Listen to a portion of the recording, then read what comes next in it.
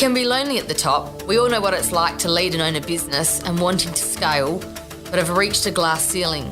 That is where the power of collaboration and connection comes in.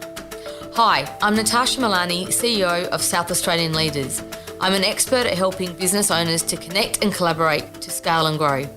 I am passionate about collaboration. I believe that no one executes alone. We all do better when we do it together. Welcome to this Power of Collaboration podcast. Today, I'm talking to Andrew Downs, the founder and executive director of the Sage Group. Welcome, Andrew. Thank you, Natasha. So for those listening, Sage Automation specialise in industrial control systems and automation. If you want more information, go to sage.com. Thanks for your time, Andrew. Welcome to our podcast. Thanks, Natasha. It's lovely to be here. Andrew, let's just start with a bit of background on your personal story. Well, Natasha, if I go right back, I grew up at Woodside, went to school, Oakbank Area School, got to year 11, and at the ripe old age of 16, I wanted to become an electrician. So I became an apprentice electrician with a company called Uniroyal on South Road at Edwardstown, later to become Bridgestones. I then discovered that I loved everything about electrical, and I wasn't that good at school, but I really was good at trade school, and I got very good grades. I then used to look at all the equipment that we had in the factory, and I was just amazed at the control systems, and in those days robotics was just starting to come into industry, and I started to develop a passion from there. So great to have that passion. I mean, that's what I can see drives you. So you got a job at an early age with Bridgestone. You had a career path and a passionate industry as an electrician. What drove you from there? What came next? So as I did more and more study and post-trade, I actually got an associate diploma in electrical engineering. But while I was doing that, I was being promoted inside of the company. So I became a maintenance superintendent by the time I was 25, looking after 40 people. So leadership was something that I was exposed to. And then there was the technical side of my job. And what happened over time was I just kept growing into that position, I suppose, of leadership and technical. Yeah, interesting. So as you grew through the management ranks and you got to experience your technical side, we had to start leading people. We had to start learning the other softer business skills. So you had that journey through Bridgestone.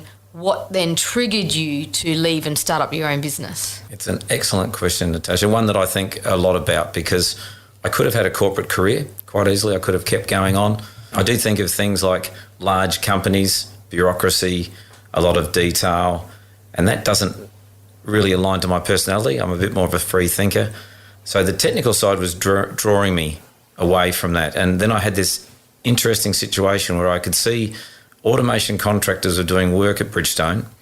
I seen the quality of their work. I seen what results we were getting, and I seen how much money we were paying.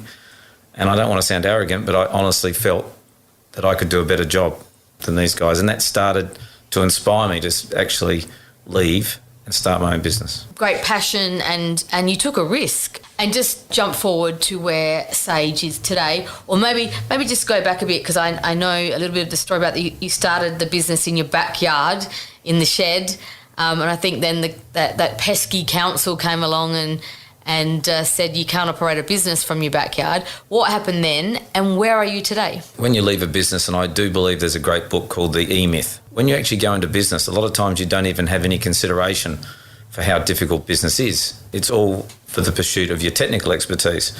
So why did I pick my backyard shed? No rent, low hassle. I could get out of bed, go straight to the shed.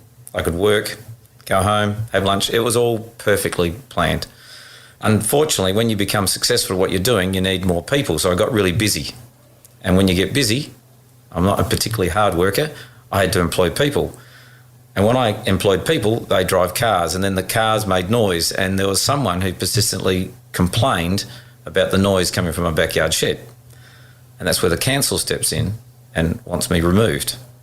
So the blissful experience of working for yourself in your backyard shed was suddenly shattered by a council who wanted to sue me and remove me, and I had to get a lawyer, and then it really started to snowball from there.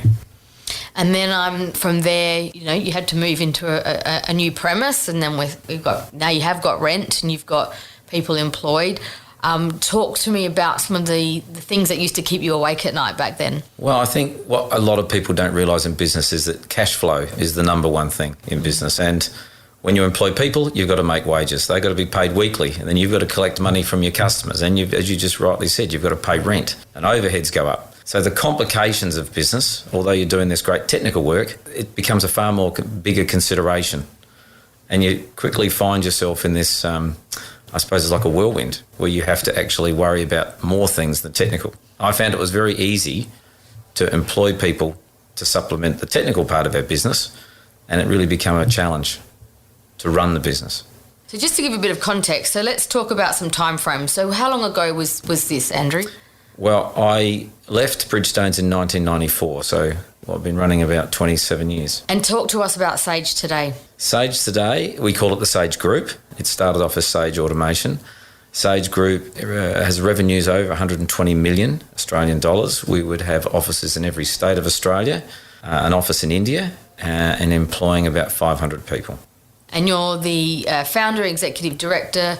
Talk to us about that process of appointing other management within the business and your journey in that context. I have a long history of always wanting to, I think, work with people. One of my strengths is I want to work with people. So I was 100% owner when I started the business. I bought shareholders in the year 2000, four key shareholders who are still with us today.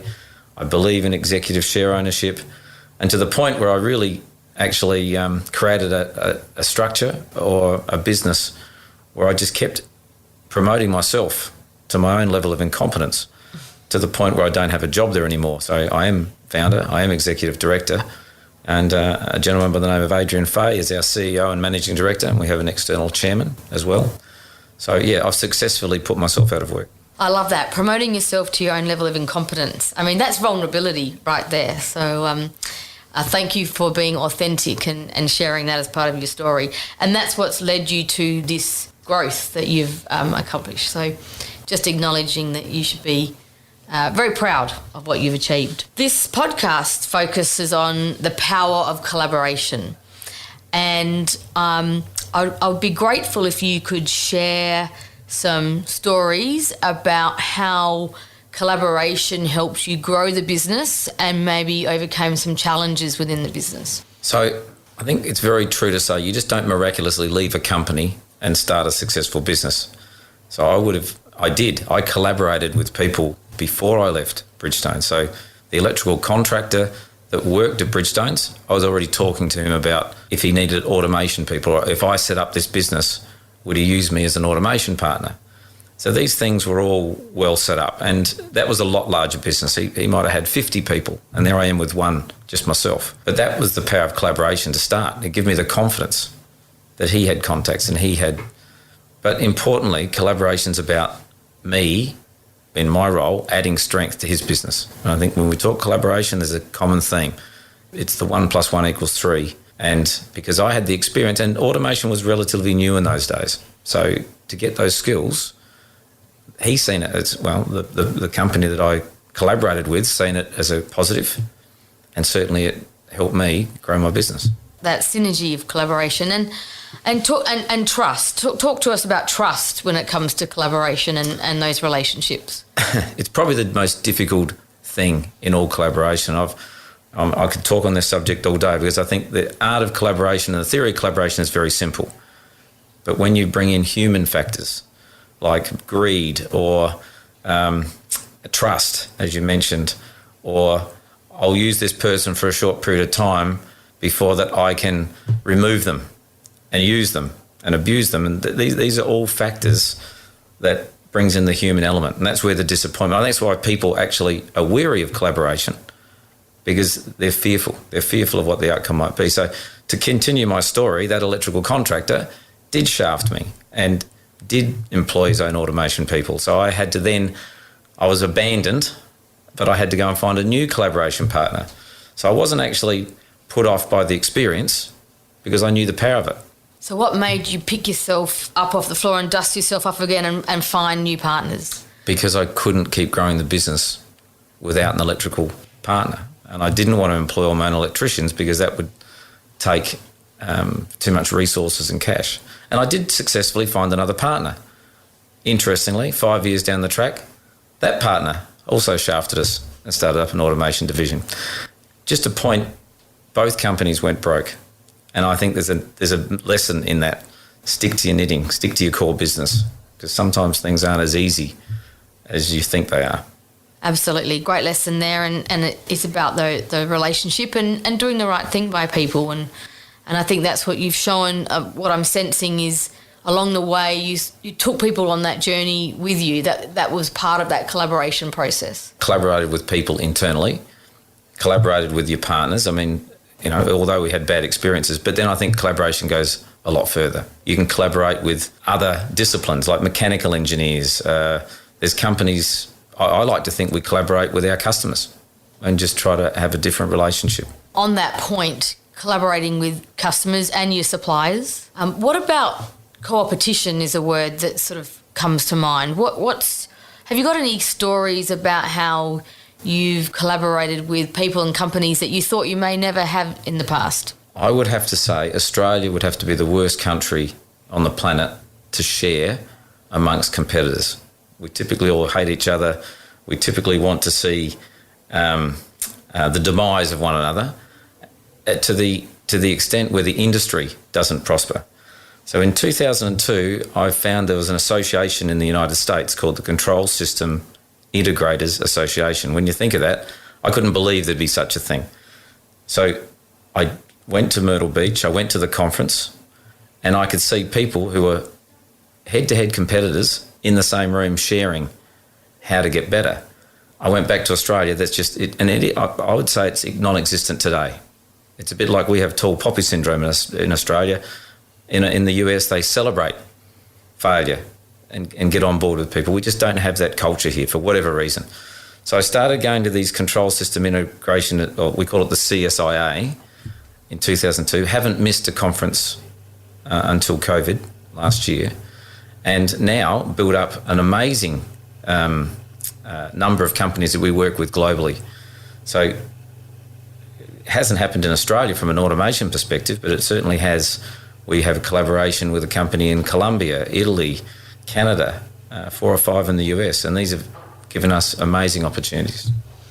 So that's a really good insight there. So for people listening and they're running businesses in different industries and they're thinking, what does collaboration mean for me and my business?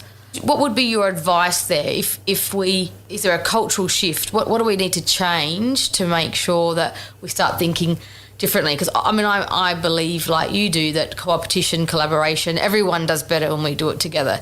Even when you perceive your competitors, even when you actually are potentially competitors, what shift can we make there? What's our thinking change? I think the thinking's got to be that you've got to make the industry better. And if the industry's better, it means it probably becomes more viable, and it means that people probably make more money rather than just trying to destroy the competitor. So I'm not saying you share your secrets with your closest competitor. That's stupid. But it could be supply chain. It could be skills. It could be setting up some things that can actually make the industry more powerful. It could be positioning.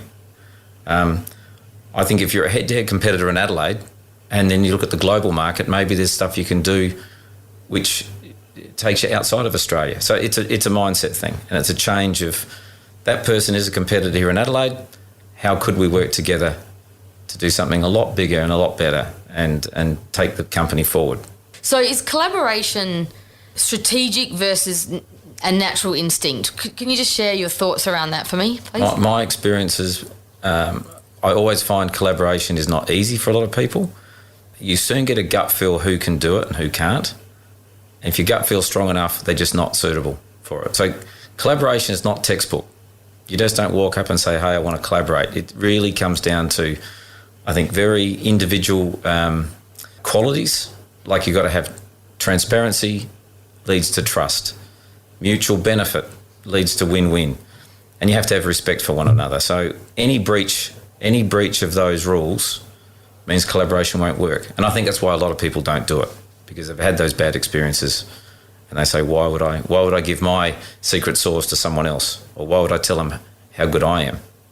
And while that happens, you won't you won't see a lot of because we don't see a lot of collaboration in business, in my opinion. So what do you think Sage may have missed out on if you hadn't collaborated? There is no way you could grow from a backyard shed to 120 million in 27 years without collaboration. And these partners take you on an amazing journey. So when we started our business, we were pretty well tied to the automotive industry. Well, today there is no automotive industry in Australia. It's gone. We've opened up many other industries in transport or infrastructure, water, defence, mining. I'd say every entry into every market has been linked to some form of connection, partner, just looking at opportunities. So broadly, that means collaboration. That means someone might say, can you help us do some automation in a winery, which is a true story. Next thing, we learn wineries and become very good at it. Plus, we love the product and we support the industry. And you mentioned earlier customer collaboration. Have you got some examples, case studies, stories about how you've worked with different customers? I won't name them specifically, but I'll say sometimes customers have a problem, and if they share with you their problem, it may well be that you can provide a solution. And this is where it no longer becomes a supplier-customer relationship. It becomes, we're here to solve a problem. How much do you think the problem is worth? We then go back and say, here's a budget. I'm willing to spend that. We've got so many great case studies where we've developed amazing products and solutions that we can take to other industries because of that approach. Where if it's a customer just saying, I want you to do some work, get paid, and that's the end of the relationship, you wouldn't have that interaction of thoughts and ideas. And we've got some products that I believe will go global, all on the back of the customer approaching us for help. Because there's no way we'd have the insight that that was even a product that was wanted or needed by the industry. You've talked about in Sage, correct me if I'm wrong, has had a few sort of tipping points where it got to and then it sort of got to the next level, maybe forced to in some instances or maybe deliberate strategy in other instances. Can you just share with us about what some of those tipping points and maybe what might be next for you? Tipping point for me has always been about hitting a certain size. When you get to a certain size, there's a certain infrastructure that you need. And to go to that next level means investment. Investment means risk. So I've always found that you might get to 50 million and make really good money, but you go to 60 million and you're actually making less money than you were at 50, and that becomes very daunting. The great news is when you get to 100, you're definitely making more money than you're making at 50. So it's like 2 steps forward, 1 step back. We see it today. I mean, Sage has our strategic growth target is 250 million by 2025. And I can see what's happening now. We're investing so heavily in that future. It means that the money's got to come from somewhere. So it's not linear. And that's what my message is, Natasha, is that it just doesn't keep going up on a linear curve. And I think you've just got to stay the course. And I guess that was one of the points of me asking that question is, so now where does partnerships and collaboration play a role in, as you say, it's not linear. Do you now set a strategy and a plan as to how you're going to get that growth? And it could be, there's a merger acquisition pathway. There are different pathways you can take when you're building relationships with other organisations. Do you put a strategy around that now? Our strategy used to be organic growth, and you're quite right in saying our future is mergers and acquisitions. Ironically, one of the companies I met in 2002 were a lot bigger than Sage back then. That was the company we were so close to acquiring, probably 1 month out of COVID hitting. So we've had to put that on hold, but we hope that acquisition goes ahead. And that, I suppose, even ties up the story. Is I met someone back then, we collaborated, we shared IP, so much so they want us to buy their business now. And when that deal's done, it may open up huge opportunities because the US is such a bigger market than Australia. So that's why I have faith and hope that collaboration, opportunity, new industries, new markets will continue to provide the growth that we desire. On the flip side of that, in terms of supply chain, where does collaboration fit in? We've had many suppliers that have come to us as well, saying we have components or we have products that can go into solutions. Could even be that they want us to work with them on a solution. Otherwise, it becomes a bit like our customer story. It's just a transaction. You buy a bit. So we have close relationships with many of our suppliers. They go on the journey with us to provide a solution to a customer, and then we can start packaging up a potential product around it. So, yeah, that's worked really well for us. And, of course, suppliers have great networks. And I think if you think about networks and connections and collaboration, you start to think of a web.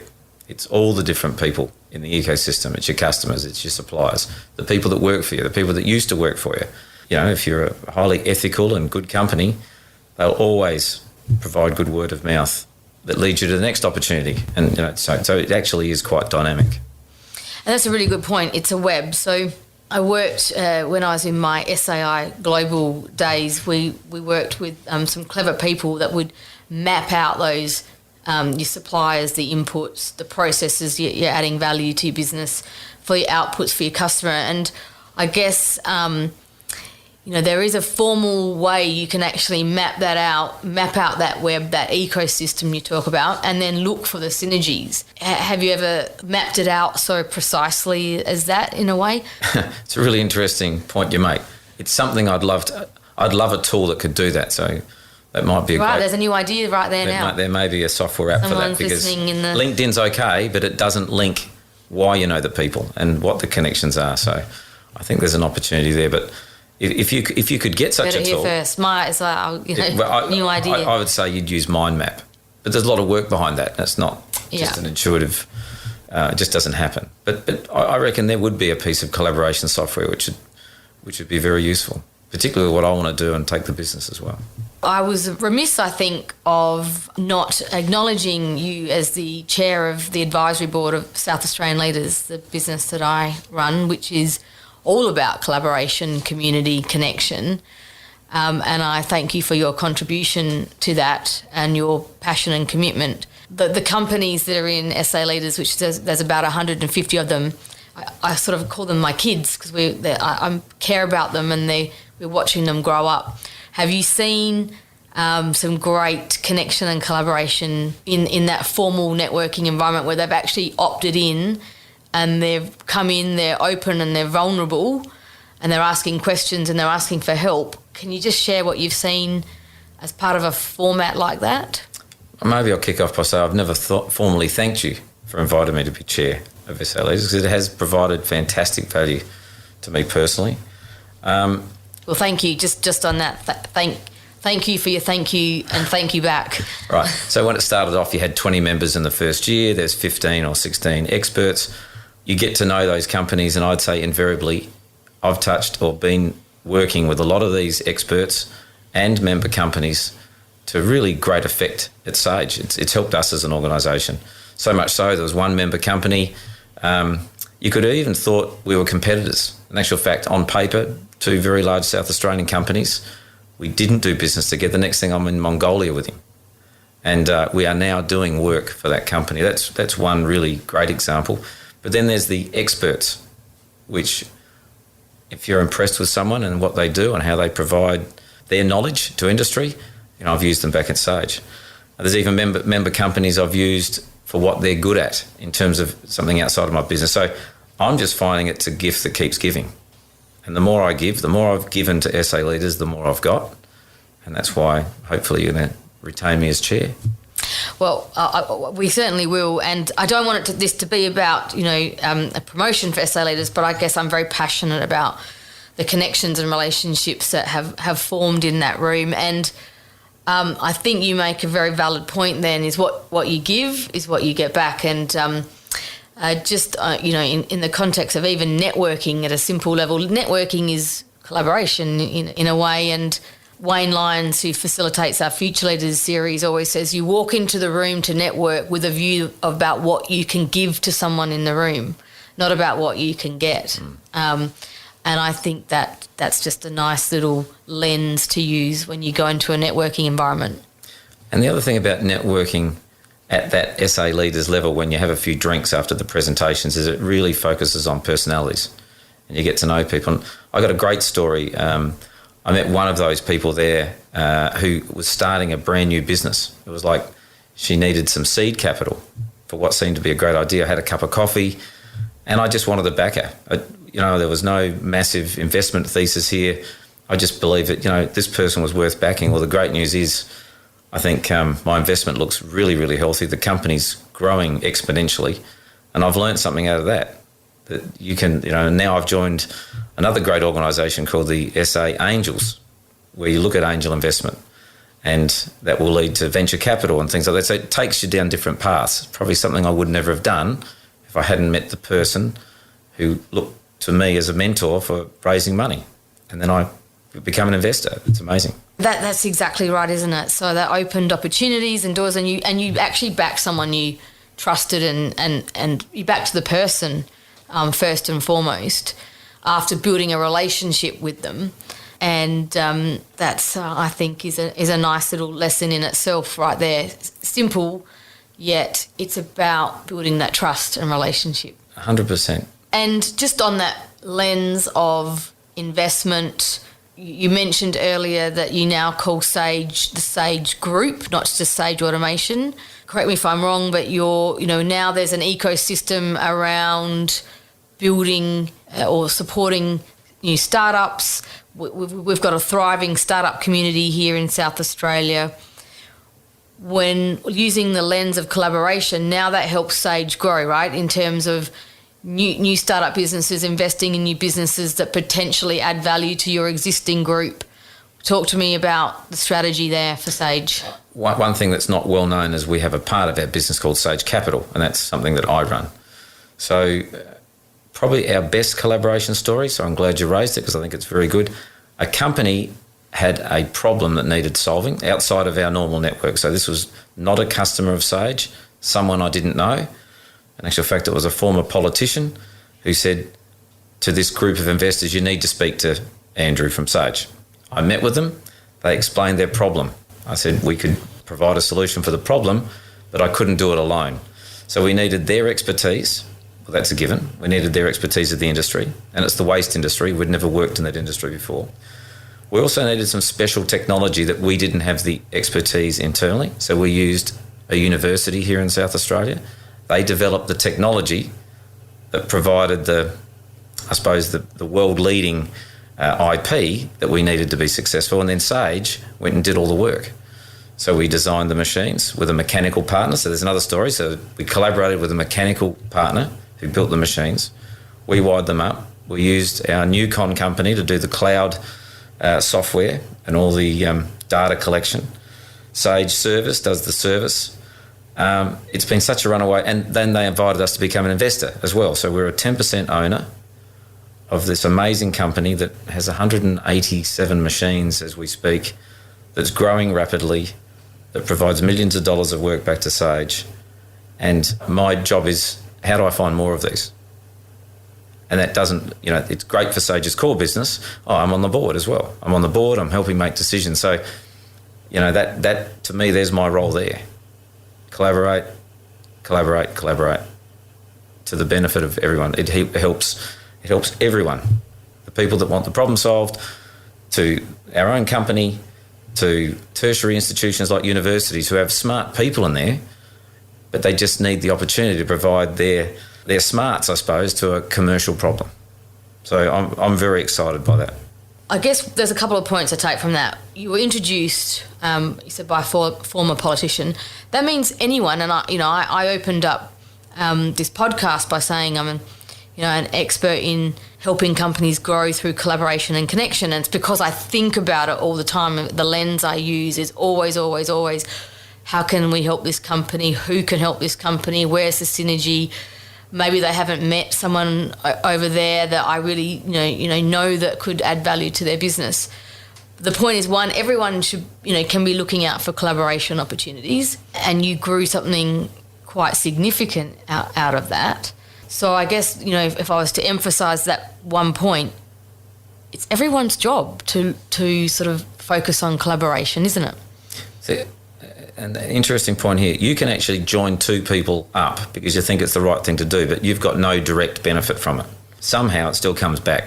But someone else will do that favour back to you one day. So obviously knowing our ex-Deputy Premier and he knew our capability was good enough for him to refer us, which started an amazing, that story is just amazing.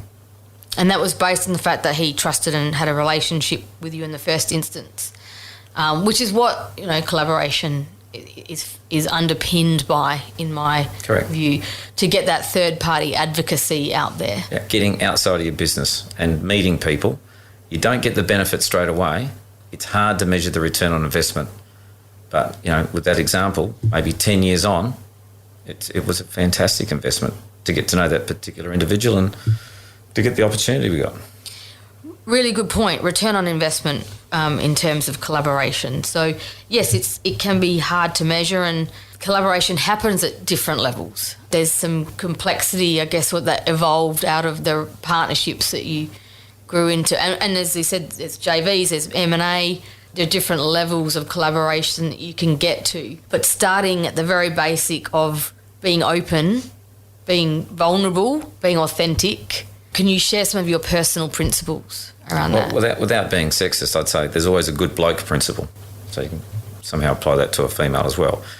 If people are good people and you enjoy their company, you're obviously going to have a better relationship than one with. And we don't get on with everyone. So there's some people who maybe you don't forge a relationship with for whatever reason. But those that are the people that you like to work with, the ones that you want to help, I've always found it comes back. It adds value. It adds value to them, it adds value to you as an individual, and sometimes it can add value in monetary terms back to your business.